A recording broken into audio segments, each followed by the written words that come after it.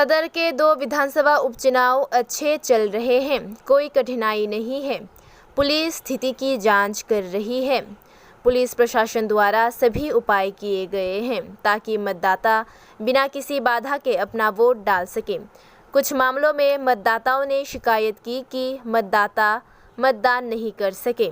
6 अगरतला और town number 8 बरदवाली की सड़कों को खाली कराया जा रहा है ताकि लोग ना जम सके। पश्चिमी जिले के पुलिस अधीक्षक ने कहा कि इसके अलावा पत्रकार पर हमले की घटना को देखकर पुलिस जांच में जिन लोगों की पहचान की जाएगी उनके खिलाफ पुलिस सख्त कार्रवाई करेगी। देखिए, आज 6 अगरतला और 8 टाउन बरदवाली का जो बाई इलेक्शन के मामला जो चल रहा है, इसमें हम लोग पूरा व्यवस्था कर चुके हैं।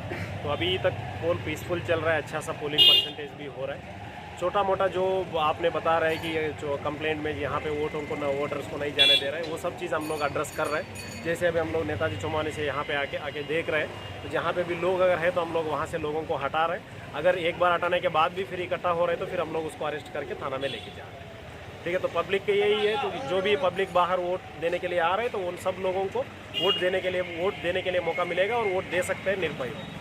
एक जर्नलिस्ट अटैक हुआ है, इसके बारे में इसके जो जैसा जो एक जर्नलिस्ट अटैक हुआ है तो हमको रिपोर्ट मिला है, तो ओसी वेस्ट को मैंने बताया, तो वो केस लेके हम लोग उसको इन्वेस्टिगेशन करेंगे। अभी मुझे इन्फॉर्मेशन मिला है तो हम लोग केस रजिस्टर करके इन्वेस्टिगेशन करेंगे। जो जिसने भी इसका जिम्मेदारी है उसको तुरंत कार्रवाई करेंगे।